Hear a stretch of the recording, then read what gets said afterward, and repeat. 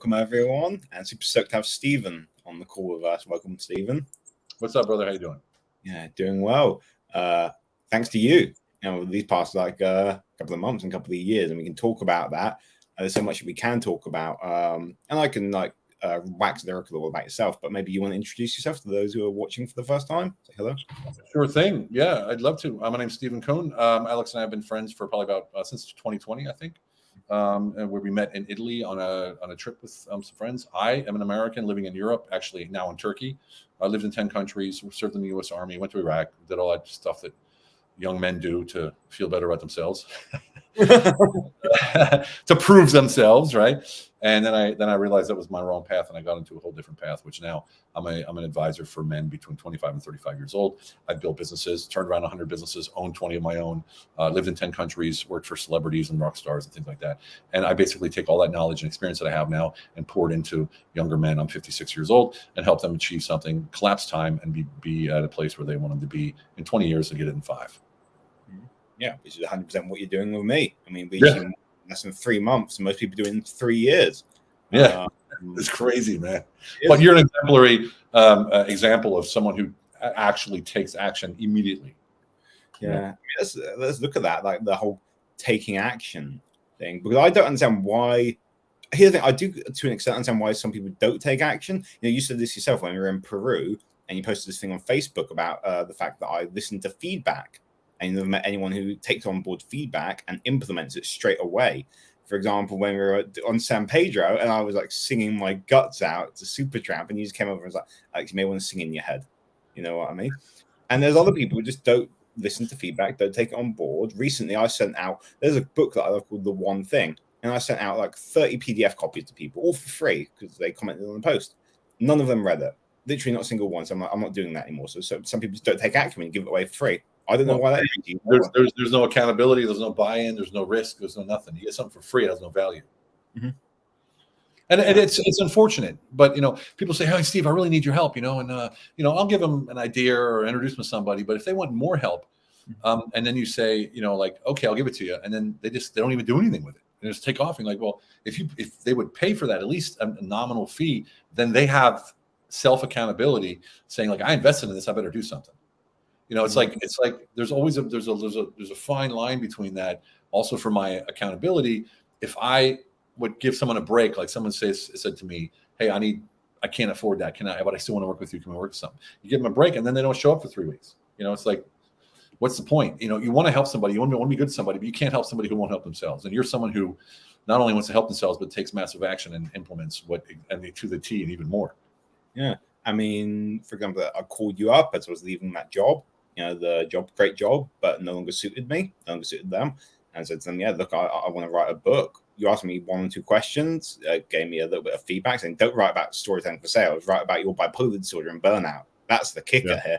And that didn't sit right with me. I was like, I'm still going to, good, Stephen, but I'm still going to write about the storytelling book. And you were like, well, here's what you and Lane did to write your book. You told me exactly what you did in 5 minutes to write the book in 12 months. And said, I can do it myself, or you can coach me.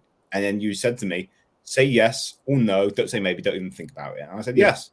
And I put my money where my mouth is. And it was the money, because it's maybe, not a huge amount of money for some people, but for me, a substantial enough amount of money to take action. Because I knew every week in 2 weeks, we would hop on the call and you'd ask me, what have you done? And I didn't want to come there empty-handed and embarrass myself. Yeah, and some people, look, there's a fine line between guilt feelings and drive, and no gut feeling or no guilt feelings and drive. Some people when I talk to somebody, no matter who it is, mentor or coach, whoever it is, and we discuss something, I have to fulfill that what we've discussed. If I don't, then I feel like I'm letting them down, but I'm really letting myself down. Well, there's some people that don't have that. They could give a shit. They don't care at all. Right. And so they're the people that will never get anything done. They'll be at a certain place. They'll be quasi successful, but they're not going to get to where they belong to be, where they deserve to be. Exactly. And that's the point. They deserve to be there. Yeah. And the point is, a lot of the time, I'm not saying always, they complain. Nothing wrong with complaining as long as you're not focused on the external and if you're not taking action and complaining, saying, my life sucks, what are you doing about it? Well, I don't even start conversations with people like that. I'm like, look, I'm here to help you. Let's talk about what you can do, not what you can't do. There's a million reasons why you can't do something, but there's a million reasons why you can. It's just a flip side of the coin is all it is. And anything that you do anywhere, relationships, business, life in general, whatever it is always that flip side. And we're accustomed to look at the negative through societal programming, identity politics, and all this BS. But if you want to take control of your life, you got to take control of your mind. And that's where you come in. You have a lot of experience in that space. Yeah, I mean, that comes from, and this is nothing new. I mean, like Nightingale spoke about it in the 1940s or so. He gave that famous audio. Can't remember the name of it now, but basically what he said is, you become what you think about. It's that simple, and that comes from the Bible, and it's a tale as old as time. Thoughts become things. Mm-hmm. Yeah, and then thoughts become things, but you still have to take action. Some people say 99% mindset, 1% action. I don't believe that. Not true. It's not true. It's like The Secret, the book. Everyone's like, oh, The Secret. Yeah. And The Secret teaches, believe it and visualize it, put it on a vision board and sit and wait. Good luck. I mean, the best thing I heard about this, and you're probably going to resonate with, because you work with millionaires, billionaires, executive leaders, rock stars. Like someone once said at this conference, he said, "Oh yeah, you can tell like a group of like CEOs in America that visualize that you're on like a beach in Hawaii or somewhere." And then he said, "They don't visualize it; they go there." You know what I mean? They don't. They book the first class plane ticket or private jet. You know what I mean? And you've worked with these kind of people. How do you help them differently than people like Harder, more direct, no bullshit. You have to be at their level. You have to be at their frequency, or they won't even respect you. Mm-hmm.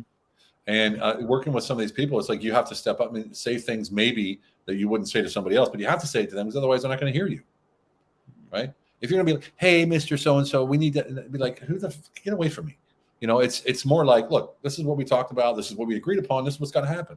Are you in or not? Are we going to do this or not? Because then we're both wasting our time. I don't want to waste your time. You can't waste my time." And they're like, "Okay, good. We got it, Steve. We got it." And that's not to be arrogant. That's you gotta meet people where they are, right? And where they are psychologically, where their frequency is, what their mood is, all that kind of stuff. So each meeting starts differently, because wherever they are is where I got to meet them. Mm-hmm. And that's my job to help facilitate an upward curve, so to say, right? An increase in the frequency, an increase in the mood and the vibe, and whatever you want to give. There's a million names for it, right? And that's where I thrive. I love that stuff, especially when I see people like you who just, it's words barely out of my mouth and you're already taking action. Yeah. I mean, I don't know the way. You know what I mean? I mean, we say no one's a self-made person. Of course, we talk about the inner guidance system. I think that's in your book, Combat Alpha. I've read something similar in my books as well. They're coming out. But that's not to say that, you don't take action on the feedback. You have to be selective about the feedback. You can't get 100 opinions and do 100 things. You drive yourself insane and not stay true to yourself. Yeah. Anyone watching this, by the way, because we've got a couple of people, I think over half a dozen on now, just write a comment in the chat, ask a question. Stephen will answer. I'll answer. If not, I'm just going to keep asking Stephen some questions. And one of the things I really want to ask you about, Stephen, I think a lot of people would love to hear this. I've heard it myself. How did you get to work with Mick Jagger? I know the story. But I think a lot of other people, because a lot of people wouldn't have the balls to just walk straight up to him. You know what I mean? Yeah. Well, I've always walked straight up to people. I remember when I was in the military, I walked up to the general of an entire division and asked him if we could have the whole day off. And I was a private, and my captain chewed my ass, and the general was like, no. He's right. Take the day off. Everybody. And so they're like, holy shit, it was that easy? I'm like, yeah, you just ask. I was 19 years old. Some people would call it stupidity. I called it boldness, or a lack of, I don't know, of situational awareness, or whatever you want to call it. But when it came to Mick Jagger, I was living in Berlin at the time. I'm driving down the road. I hear on the radio the Stones are coming, one of my favorite bands. And it did nothing to phase me. And I started thinking about something else. And at the end of the radio announcement, they said his bodyguard is staying in London because he hurt his back on stage. And I said, shit, I'm a bodyguard. I learned that shit. And so I said, I'm going to go to the hotel. And I had cocktail bars at the time. And I knew everybody from the hotel and restaurant business, because I had what they call gastronomy night on Mondays. Anybody who worked in a hotel or restaurant came to my bar and got everything half price. Right. So I built like a team of like a community almost. And so I went to this hotel where the Stones were staying, and I said, hey, where are they at? And he said, he's upstairs. I'm going to wait in the lobby cafe. And that's what I did. When they came down, I walked up to him and said, hey, Mick Jagger. He used his whole name, not Mick, not Mr. Jagger, Mick Jagger. I'm your new bodyguard. And he was like, who are you? And I said, I'm Steven. And he goes, who sent you? I said, I sent me. Your bodyguard stayed in London. I'm going to take over from here. Let's go. And he said, well, who are you? I told him Steven Kuhn, war veteran. I speak German. I know the city, blah, blah, blah. And he said, talk to CJ. And CJ was his assistant, not assistant, head of security, who'd been there since the very beginning, since the 60s, this guy. And he said, I got one question for you. And you'll get the job. And I said, what? He goes, do you know where to get the best German sausage? And I said, I do. And I said, I do. And he said, okay, how's $400 a day? You know, and that was 1998, you know, and I was a kid, basically. And I was 31 years old. And I just did that. I did the same thing with Olivia Newton-John and Andrea Bocelli, except I wasn't the bodyguard. I was business advisors for both of those. Right. You know, I'm a chameleon, man. You know what I mean? Like, I fulfill the needs of people in front of me. I meet them where they are. Like, I met Mick where he was at. You know, it's the same thing. I met him at his frequency, at his energy. I wasn't scared. I wasn't talking up to him. I wasn't talking down to him. I was at his frequency. Exactly. And that's what we've got to do, is we have to teach each other equals. This is a lesson that took me a long time to learn, especially with men. I would put them either on a pedestal or below me, or sometimes both at the same time. It was weird, flip-flopping. Well, you'd be surprised. No one that I know that's in a powerful position sees them as other people see themselves, sees them. Like, I don't know. There was like I just got off the phone actually with a guy who is very big in the UN, and I met him at his eye level, and it was just like he was like didn't see himself. We were talking, didn't see himself the way other people saw him. Yeah. So you think there's this powerful person sitting there, and on the inside or on their side of the view, they're not that powerful. They don't feel that good. They don't feel like they're where they should be. All these kind of things. Everybody's at a different level. And remember, no one is at a place where it's like everything's perfect. I'm perfect. My job's perfect. The money's perfect. No one's there. Nobody. I don't care who it is. Because if they're at a place of leadership and success, they're going to want more anyway. They're going to want to expand. They want more goals, and you know, you get used to where you are.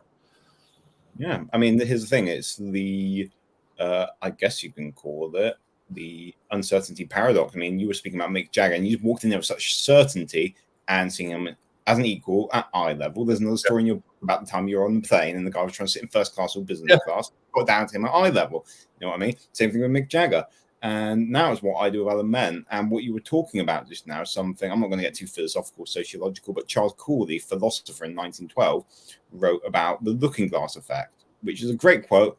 It's like, I'm not what I think I am. I'm not what you think I am. I am what I think you think I am, which sounds a bit confusing, complexing, but it's basically, you know, we don't see ourselves in the mirror where other people see us. We see ourselves as a reflection of other people, and it's ourselves staring back at us. It's a mirror. And if you look at selfies, this is really cool. If you look at selfies, when someone does a selfie, they usually look different than they do if someone takes a picture of them, because you see yourself the way you're used to seeing yourself, and you believe who you are. So when you do a selfie, you transform to that person that you think you are. But when someone else takes a picture of you, you can't see your own face, so you actually look a little different.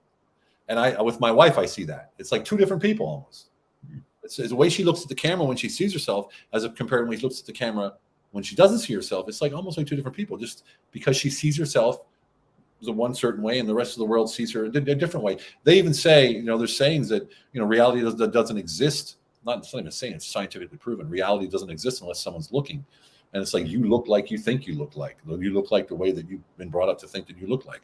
And sometimes you see pictures, you're like, that doesn't even look like me. And then some people go, look at this actor, he looks exactly like you. And you're like, what? Doesn't look like me at all. You know, because they see you differently.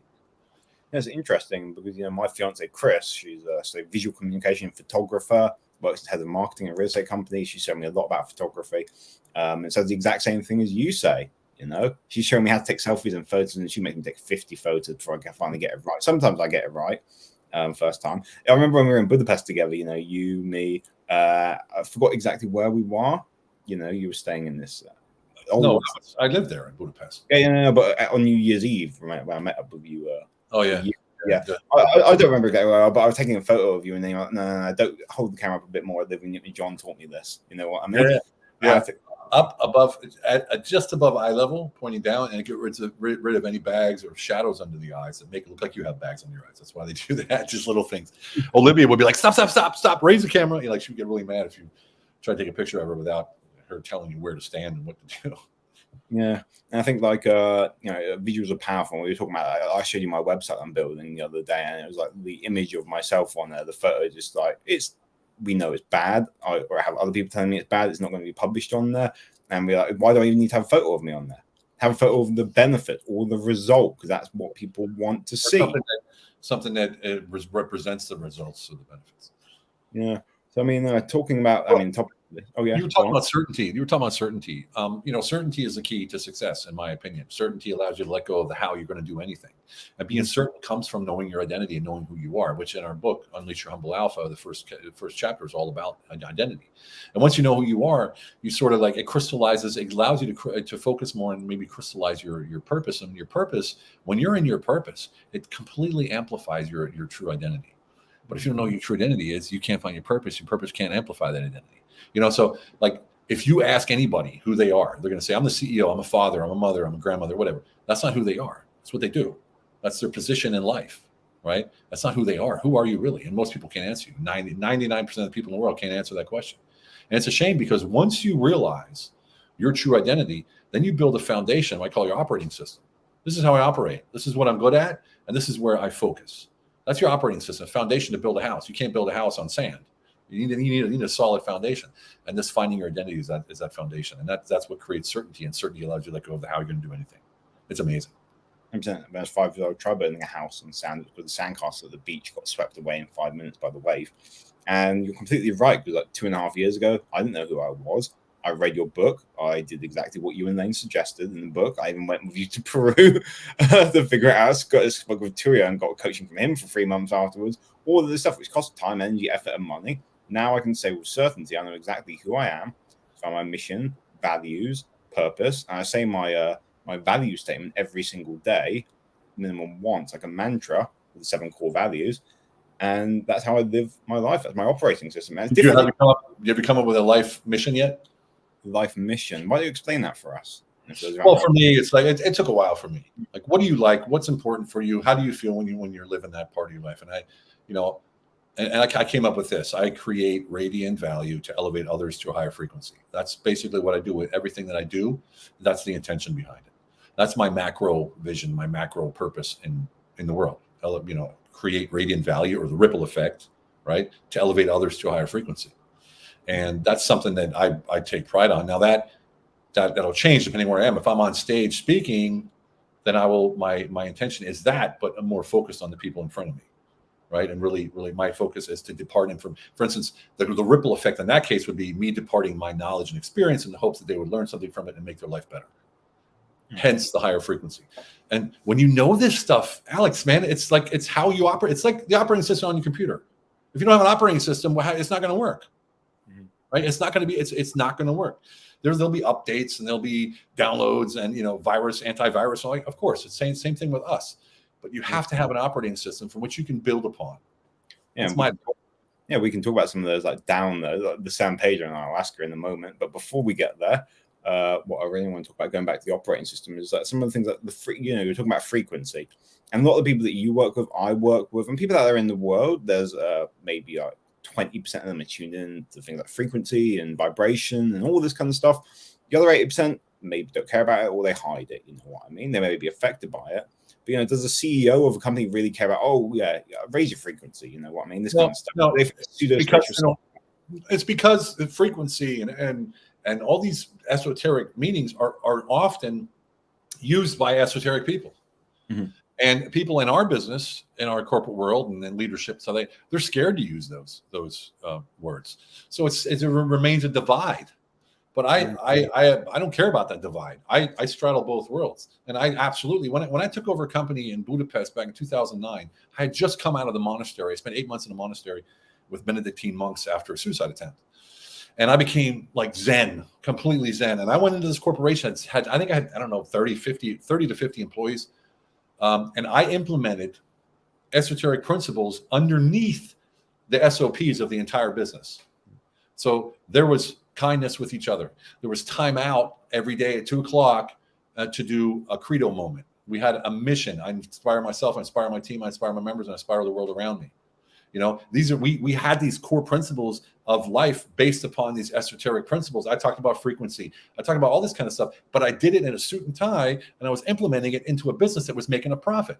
And so people are like, well, if he's standing there and he's successful and he's running this business, then he must be doing something right. And that's the difference. Typically, esoterics, they're there in a gown and hoodie and they're broke. They're living in their friend's basement and they're talking about the peace in the world kind of stuff. Nothing wrong with that. Everything has its place, but sometime you got to get out of that space and actually do something with that knowledge. Exactly. And that's because I was in that space when I was in that monastery. I was a jellyfish. I think we've both been in that space. You've been in the monastery. I've been in other situations like the hospitals, for example. Yeah, a lot of esoteric people there, and living in Vienna, I do remember there was this one. Actually, there were two women, but there's one woman, shoemaker, for example, so spiritual and telling me, she money is she has all these toxic beliefs about money. And we've both read Michael Neal and heard Michael Neal's The Inside Out Revolution. He talks about the dark. I have a picture with Michael Neal. He spoke before. At Mind Valley. At Mind Valley, yeah. I was like, Michael Neal. Dude, awesome. I love that. Those books. Yeah, it's good. Yeah. I mean, I actually reached out to him on LinkedIn. I need to check if he's replied, but he's quite a busy folk, I mean, busy fella. Love his book. He talked about the balance between the spiritual and material, like one without an engine, the other without a steering wheel. You kind of need both to get anywhere in life. And neither is bad or good. Those are judgments. Going to the whole esoteric thing, talking about there's two of the most spiritual people I've ever met in my life, and we're all the most spiritual person. No one's more spiritual than you, but two of them. There's one guy called George. I was he's like a stiff in a suit, 65 years old, cancer survivor, worked up his way from a supermarket checkout assistant or shelf stacker to managing a whole area of supermarkets before he left his job and does something else now. We met every week in the Starbucks cafe, always in his jumper, suit, tie, whatever, balding, ginger hair, now his granddad and all that kind of stuff. We met up and just spoke about random stuff and topics. He mentored me on things like time management, gave me a book or two. Give me Steve Jobs biography, and one day we were just sat there, normal weekly meeting and all that. And I was going through some stuff that I wasn't aware of that would happen, but there was a spiritual shift happening during that week preceding. And I came, and lots of stuff had happened. I love what Nikki's now saying over here. The boy, hey, yeah, great. We had a great call earlier today. Because we're going to Peru after I finish the story. With Nikki. So anyway, George and I were sat in the Starbucks cafe, and I was like, "You feel that?" And he was like, "What?" And I was like, "There's like energy, I never expressed that, energy and all this kind of stuff." So I was like talking about this energy because I could feel something in the air, and then he started coming out with all of this kind of stuff, and I was and he did a bit of NLP and that kind of stuff, which Stephen, you don't like.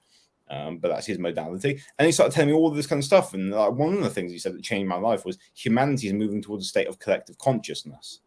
Now, I intuitively understood what that meant, the collective consciousness kind of stuff. And then had an experience like a God shot the following day or 2 days later where I realized we are God. That changed everything in my life. Consciousness, perception. I went from being an atheist to being spiritual all of a sudden.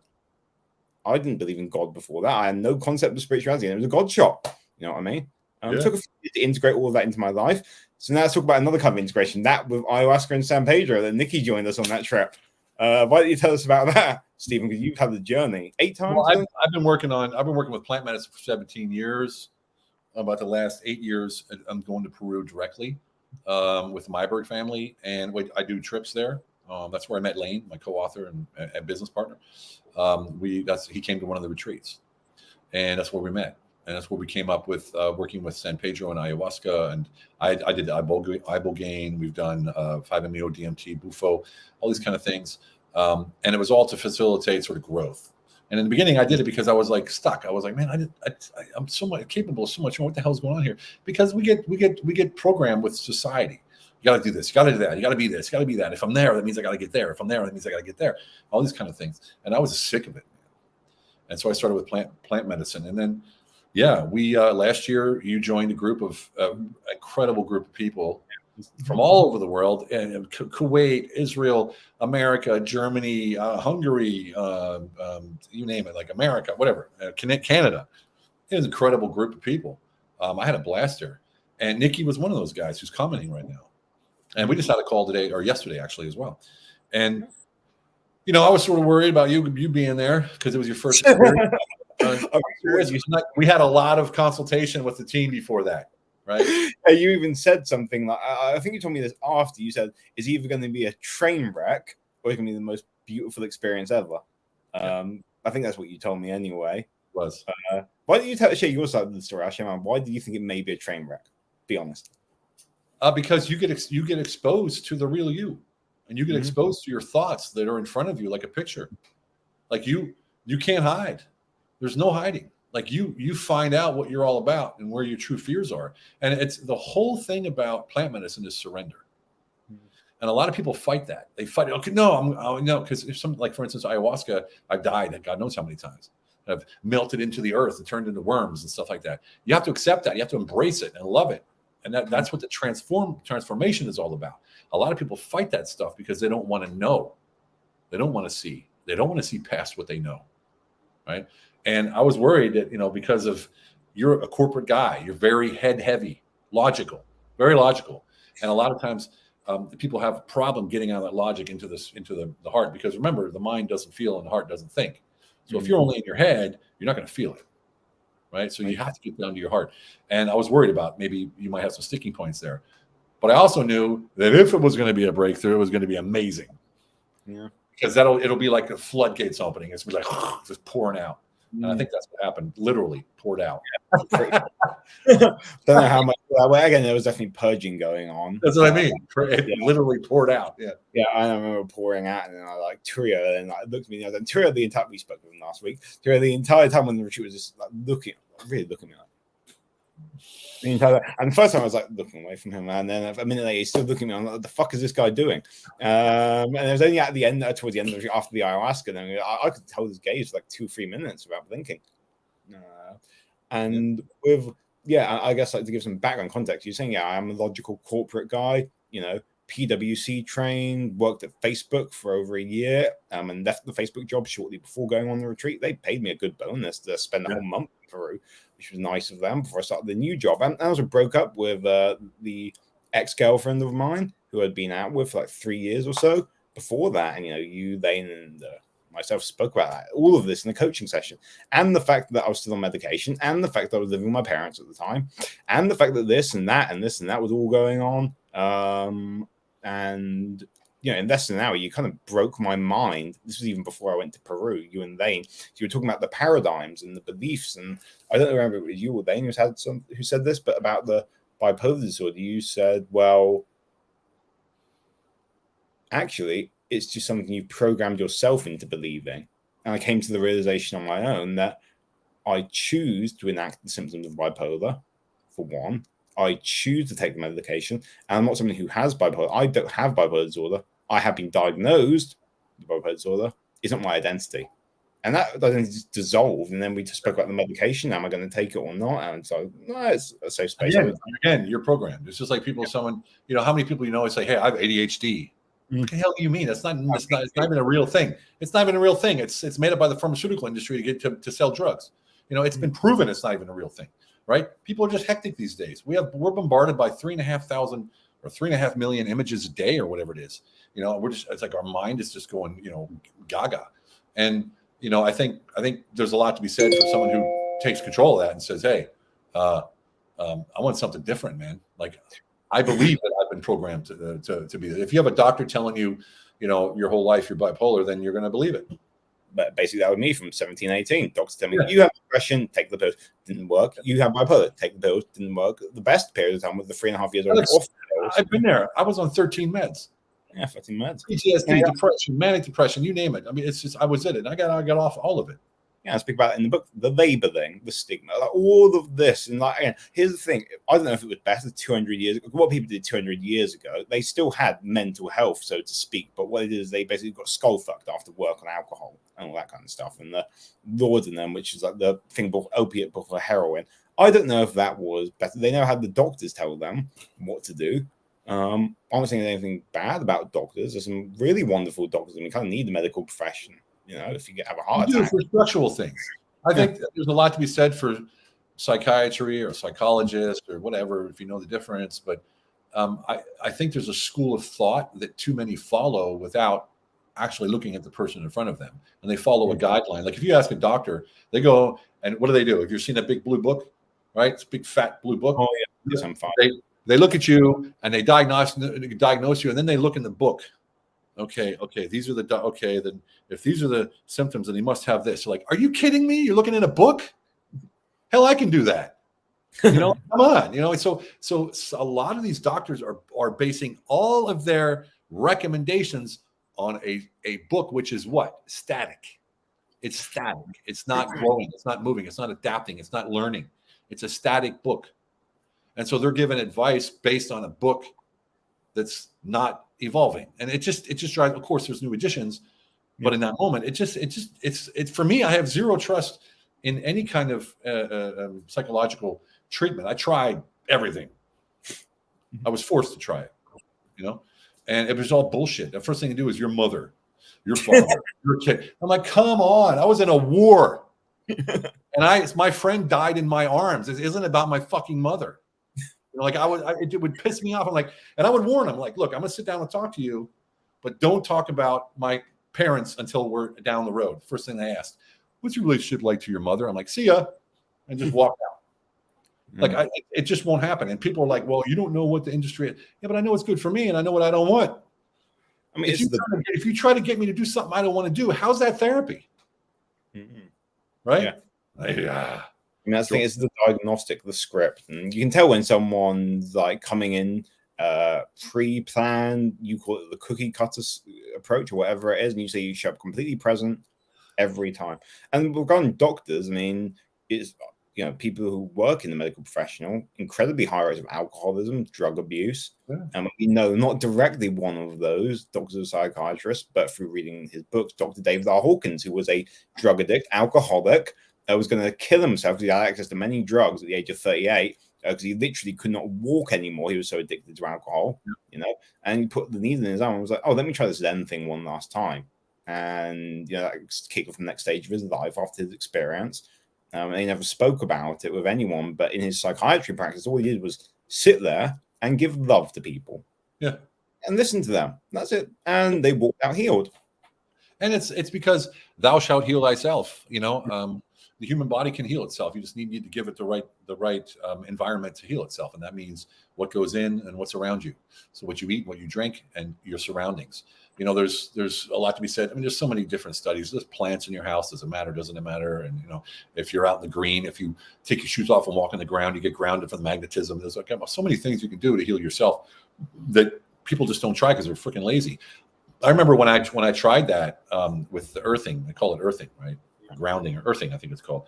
And I bought like an earthing sheet, which has like copper thing, and I plug it into the wall and it grounds you. And I had an earthing sheet pillow cover, and I had a wire running out of the window into the ground to make sure I'm really earthed. And even in winter, I would go out, make a hole in the snow, and put my bare feet on the dirt, on the grass. And I would sit there for 10 minutes a day, just soaking up the energy from the earth or whatever. And I don't know if it was real or not, but I felt the difference. I really did. It was my Zen moment, And these things, you go through phases in life where you try these things and you work these things, and then you use a little bit of it later. Like if I don't feel good or something like that, I tried everything. Let me go downstairs and just stand and walk around the grass for 20 minutes. Maybe that'll help. But I don't do it every day now. It's like I don't meditate every day. I used to meditate every day. I don't meditate every day. A lot of people do these morning routines because it's a routine and not because they need it. I meditate when I need to meditate. I don't meditate every day. You have to edit. You have to meditate every single day. Otherwise, or it's you have to journal every day. I don't want to freaking journal every day. Sometimes I'll wake up, I'll be retrospective. Sometimes I'll wake up, I'll be progressive. Sometimes I'll wake up like I'll go to the gym right now.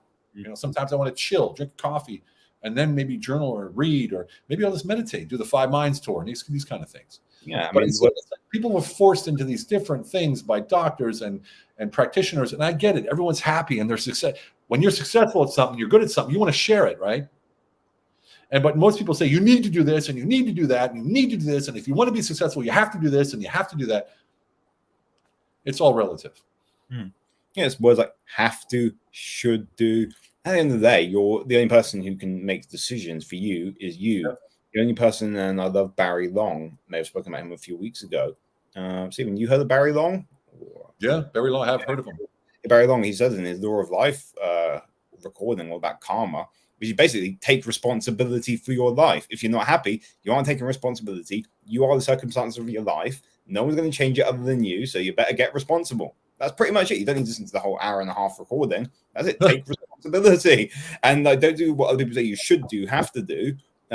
Create your. It's not even about creating the circumstances. You already are the circumstances of your life. So if shit's happening to you, and even you know that I've had some shit happen to me over the past 3 months. I may not mention it now with certain people and things and places, but the point is, I created those circumstances because I am those circumstances. The good that's happened to me, like the engagement to Chris, get down on one knee proposing to her, the things with the marketing and the sales and the book, those are also my circumstances.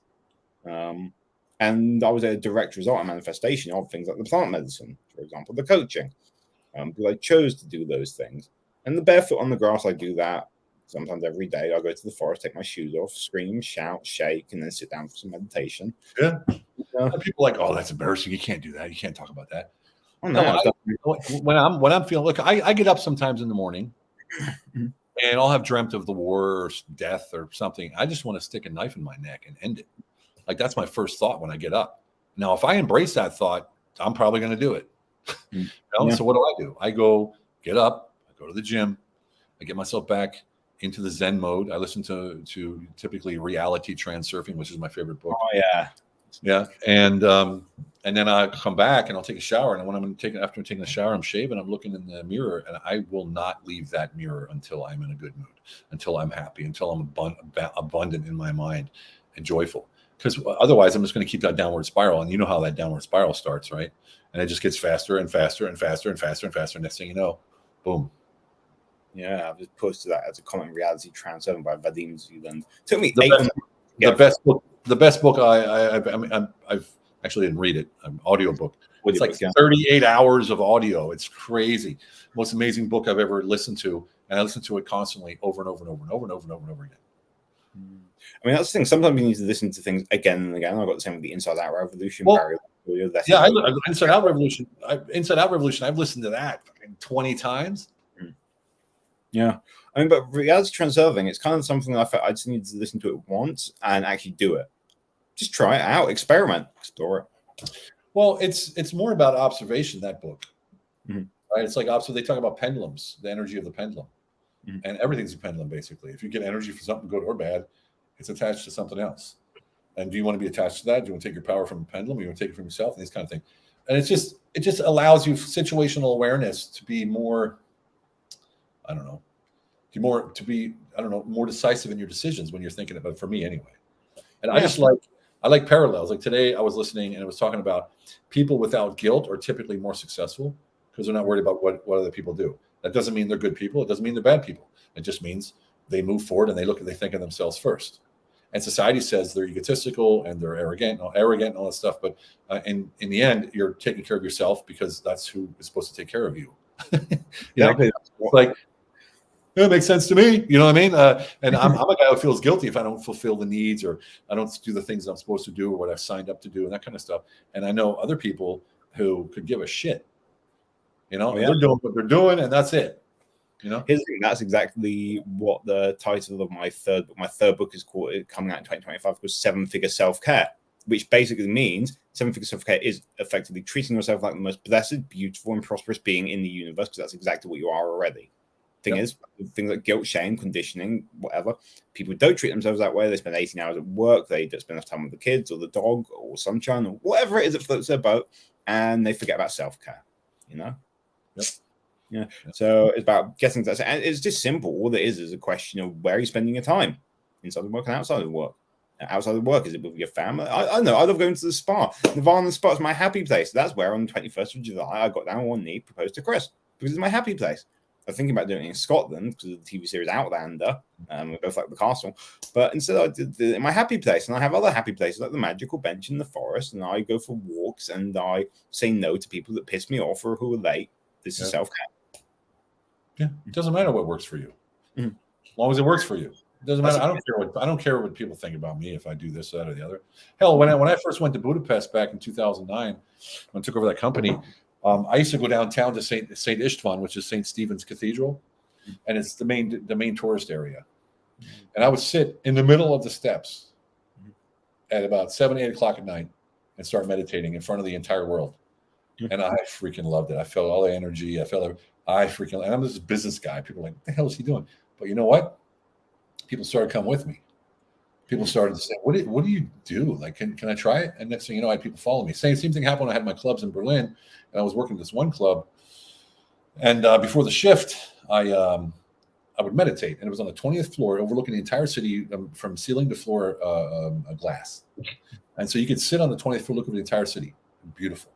And I would meditate in the window, and this one guy, Turkish guy, came up. He's like, what are you doing, man? I see you doing this every night. I said, I'm meditating to get ready for the day. And he's like, can you show me how to do it? Well, yeah, sure, sit down. And I showed him how to do it. It takes like 30 seconds to explain to somebody how to meditate my way. And he's like, holy shit, that was amazing, Steven. I never experienced anything like that in my life. This is what you do every day. Next thing you know, I have like 20 people there before every shift joining me for meditation. And that's because I wasn't trying to hide it. I wasn't trying to be special. I wasn't trying to be like, look at me, I'm meditating. I did it for me, right? Exactly. Nothing special. No. Nothing special about it at all. It's like, I mean, I had a similar experience, which I share about. First, I want to talk about Michael A. Singer. Lane, your co-author, introduced me to his books and his works. And the funny story is that Michael A. Singer, he just wanted to go to a cabin in the woods and meditate and do his yoga. Didn't want to be around anyone whatsoever. And then all of a sudden, one woman came with a tent. After she could meditate, he was like, oh, he doesn't want her to, but he had this commitment to surrender everything. So he was like, yeah, sure. 20 people showed up, 50 people showed up. People started coming every single week. And he was like, for God's sake, he just wanted peace and quiet. He never was able to get there, Yeah. He hated it. And I had the experience in Vienna. And in Vienna, the 5th district. I lived in the 23rd district, then the 5th district. I used to live in the 5th. Yeah, the 5th. Margaret, I think Bruno Kreisky Park? Yeah, Bruno Kreisky Park is a bit. I don't know. Someone told me it was a drug park or something like that, but it's a generally nice area. I used to sit down on the bench outside my apartment there, and I meditate there. I hear the people walking past. Didn't really mind or matter what was going on. No one said anything. Closed eyes. Did it every day, and one day I just heard this voice go, "Hello." And I was like, just keep sitting there, meditate. And, hello. I was like, Yeah, I was like, whatever. Sometimes it could be a kid or whatever. And all of a sudden, I felt like this thing in my chest. It was like literally flying out my chest. I was like, Jesus Christ! And I'd open my eyes, and the woman who was like pulling on my chest because I was in such a deep meditative state, I didn't realize she was like pulling on my chest. I opened my eyes, and it was this woman with like long grey hair, like weird purple fluffy hat, and just like big eyes. Hello. And I was just like, oh, for God's sake! And I was a bit like I was meditating, so I couldn't really get back to reality. She sat down next to me, and then she started talking to me. Saying some very interesting, strange things about how she has a castle in the palace. And after hearing this for 5 minutes, I was like, so what do you want? She was like, I don't want any money. I was like, fair enough. She walked away, did a little dance by the U-Bahn station, came back, and then it was like, sorry, do you have any money? I'm like, I don't have any money. So I walked up. I told this to the woman, my girlfriend who I was living with at the time, my ex-girlfriend. And she was just like, yeah, you must have been hallucinating or something. I don't believe this. And 2 weeks later at the U-Bahn station, I saw that woman. I was like, this is the woman who meditating. And she was like, yeah, that's her. She's just doing a dance. I guess the point of that is, who gives a shit? You meditate. Meditate. If you want to meditate, there's certain so you can't, strip in public and do something, but that's a bit different, I did that too one time. Buck naked. I literally woke up buck naked in the park. I'm like, what just happened? Like, how did I get here? Yeah. Oh wow. Crazy. Oh. Yeah. Oh, well, in Berlin, in Germany, it's no big deal. It's naked all the time anyway. So there's naked billboards, naked TV shows, and you go to the saunas. It's all co-ed. I mean, it's like I was on an ice hockey team, third league, and we had a hobby league basically, and we had a female goalie. And she would shower with us. It was actually absolutely normal. And I'm an American going, what's going on? Is this like a bonus for the players, or what's going on here? It's maybe more accepted now. Like this festival I went to a month ago in Cambridge, it was called Pembrokeshire. It was called All About Love, between 4,000 and 5,000 people. And there was a sauna area. It was the only place you could shower. Really. I mean, I had a hammam there. And the men and the women were all there completely naked. It was fine. The guy giving me a hammam was definitely trying to come on to me. Like, he kept saying to me, like, "Oh, you don't need to lose weight like your fiance says to you. You're like a big boy, a better rugby player, stuff like that." And I was just like, well, he gave me a good scrub down, but yeah, thanks. Yeah. Anyway, a lot of people that at a festival, they would talk some plant medicine by a woman called Rita Herrey's. Not sure if you know her. She runs retreats as well. I met her there for the first time, gave her several workshops, and she was talking about things like bufo. And in one of the dance tents, people were smoking bufo recreationally. What? Exactly, yeah. And she even addressed this in the talk the next day, saying that, it's just not that she smelt it, saw it. It's just not cool, because you've done bufo. It's powerful. It's life changing. You have to have someone there with you. Exactly, yeah, and that's why it's insane. And on the final day of the festival, after the music was finished, I was sat with a group of people, and then one of the guys had some San Pedro powder at 11 in the evening, and then 3 other people were taking it. I was like, I've done San Pedro before. Why would someone take San Pedro recreationally in the evening when it lasts for 8 hours or so? I don't get it. I don't know, because they don't know that, because they're abusing it, because they're not respecting the grandfather. They're not respecting the medicine and the plant, the spirits in the medicine. Whether you believe it or not, it doesn't matter. It's just that you got to respect it. There's a way. What you're referring to as Pedro is meant to be taken during the day in the sunlight, and not at night. Some people do microdose, but hey, whatever. Yeah. Man, that was a quick 47 minutes. 47 minutes, yeah. How long are we going on for? The top of the hour, or are you? I have about 4 minutes left. Okay, let's keep it 4 minutes. So if anyone wants to ask a final question, they can. If you want a question later, then you can reach out. Or any question. Steven at humblealpha.com, myself at meet.adjelevate.com. You can also email me. Nikki, thank you for tuning in. I saw a couple of other people who left comments or reactions as well. Lots of people in Peru, which is relevant for the whole plant medicine that we're talking about. So I guess we can finish off by if there's one thing that people should take away, to get through either uncertainty or find their inner genius, or like makes changes, the same kind of changes in their life that you helped me make, what would that thing be? It's all individual, but there's no cookie cutter system that I can say that I know of. I mean, sure, there's things you can do, tips and tricks and all that kind of stuff, but everyone's heard them across the whole planet. You can read enough books about it. But for me, I don't know. I think just really, I don't want to just make some shit up. Like, what really matters is what matters to you. If it actually matters to you and you're not doing it because someone told you to do it. I mean, if I just take my clients, for instance, you or whoever I work with, and I look at where they thought they were and where they are now, that the difference came because I basically just held a mirror up and said, "Are you freaking serious? That's who you think you are?" Right? That's who you think you are? Look, is that who you are? Like, storytelling book. Really? And you actually really, is that who you think you are? So look, I don't know. I don't want to have any whys. I could say all kinds of things, but basically, get yourself down to certainty by finding out your true identity. Get our book, Unleash Your Humble Alpha. Read the first chapter. Do the action steps. You'll know who you are. I mean, that would be what I was thinking. Like, the word that came to mind as you were saying this, and you didn't know exactly what to say because you didn't want to give a cookie cutter, was certainty. Yeah. That's it. It's particularly for the 25 to 35-year-old men who you work with. For me, the people who have gone through burnout, bipolar disorder, who are suffering in their work and personal lives and need to regain and reclaim their time. Certainty. Amen. Boils down to that. So I hope that the people watching this have a bit more certainty in their lives. If you want to reach out to Steven, you can do so. Steven at humblealpha.com, myself at meet.adjelevate.com. And if you want, reach out to both of us and we'll find a way. Yeah, if they want to, a little bit more about certainty and creating space for that certainty and stuff, they can go to creatingspaceforsuccess.com, and that they'll get a little ebook they can grab, and they can do a little bit more about certainty and creating space for that certainty. Cool. All right, Steve. Been a pleasure. Thank you. Take care, Alex. Thanks so much, man. Always a pleasure, brother. It's a pleasure. Speak soon. Yep.